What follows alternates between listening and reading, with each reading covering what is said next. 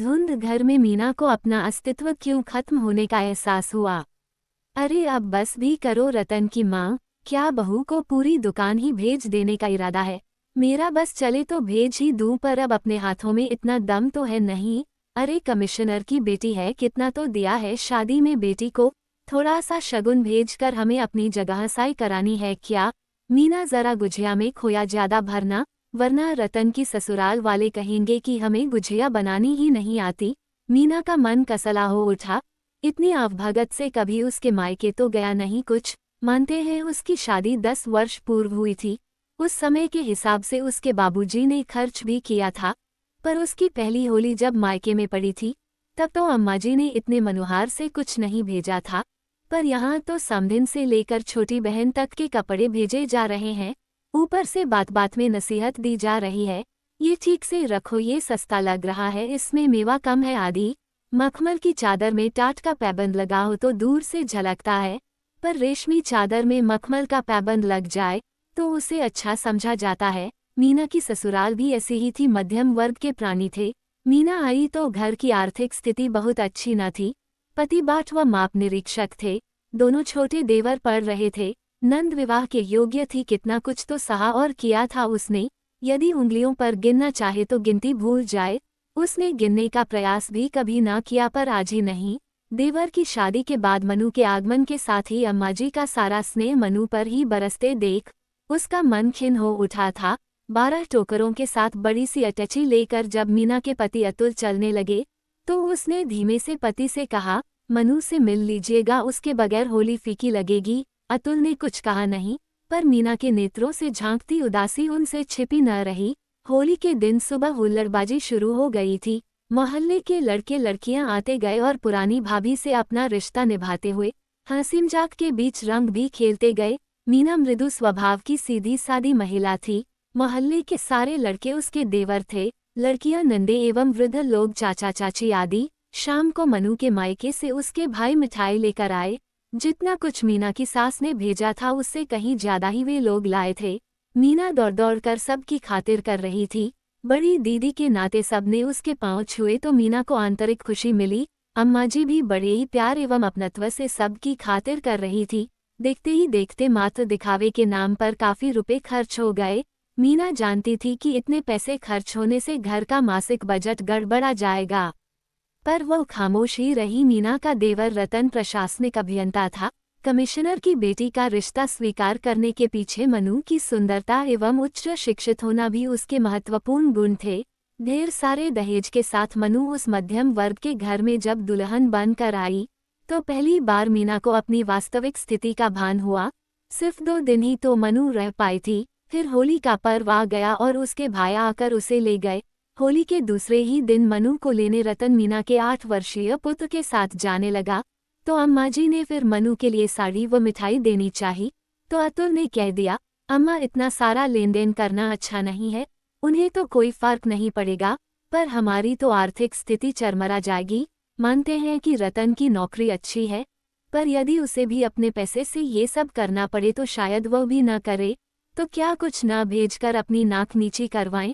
सुना तुमने, वह पति से बोली, क्या हमें अपनी बहू को कुछ उपहार नहीं भेजना चाहिए? आखिर इतना कुछ दिया है उन्होंने।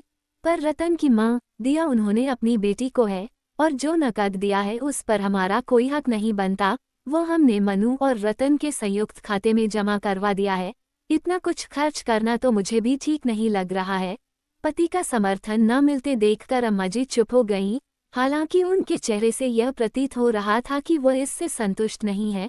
उन्होंने तुम तो बाबूजी इतना कहकर चुप हो गए। वे समझ गए कि उनके सिर पर झूठे वैभव का भूत सवार है। दोपहर का सारा काम निपटाकर मीना अपने कमरे में चली आई थी।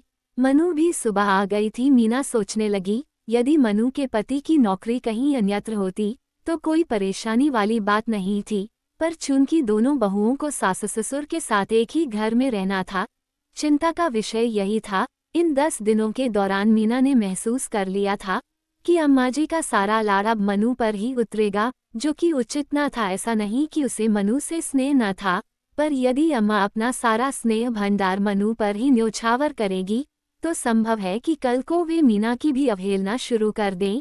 संयुक्त परिवार में हर एक को त्याग करके चलना पड़ता है। स्वार्थ की परिधि में रहने वाला प्राणी ऐसे परिवार में ज्यादा दिन नहीं रह सकता। दीदी सहसा मनु के स्वर पर उसने चौंक कर देखा। अरे मनु आओ बैठो। मीना उठकर खड़ी हो गई। यह आपके लिए है। मनु ने एक पैकेट उसकी तरफ बढ़ा दिया। क्या है ये? साड़ी देखिए, रंग आपको पसंद है? जाने कहाँ का आक्रोश एकदम से मीना के मन में भर आया। वो खुद भी न समझ सकी। मनु के घर वालों के सामने होली के दिन उसने सूती साड़ी पहनी थी। क्या इसीलिए मनु उसके लिए साउथ सिल्क की महंगी साड़ी लेकर चली आई? धीरे धीरे दिन बीतने लगे। मनु का पांव भारी हुआ। अम्मा जी की खुशी की सीमा न रही। काफी दिनों बाद घर में किसी बच्चे की किलकारी गूंजने वाली थी।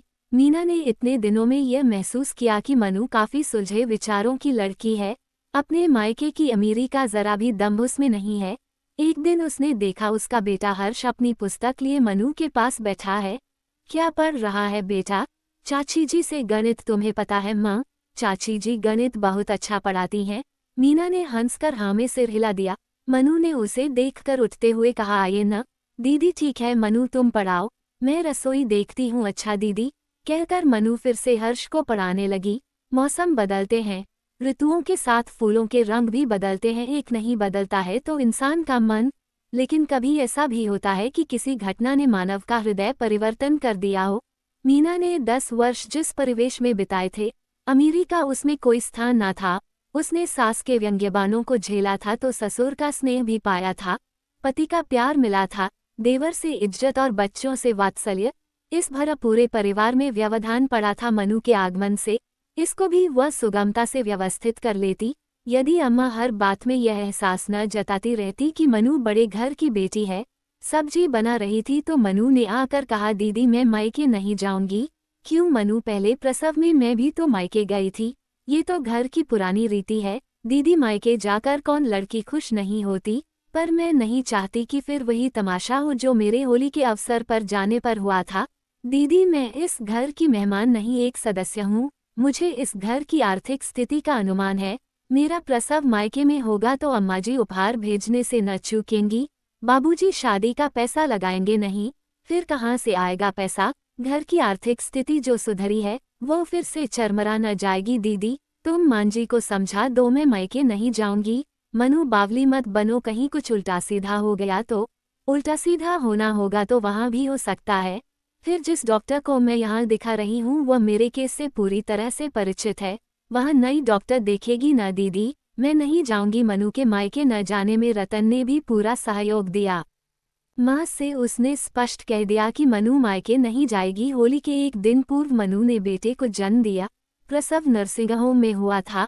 होली के दिन लोग आते रहे और मनु व बच्चे की कुशलता पूछते रहे। चंचल लड़कों ने तो इनकार करने के बावजूद मनु के गाल पर हल्का सा गुलाल लगा ही दिया।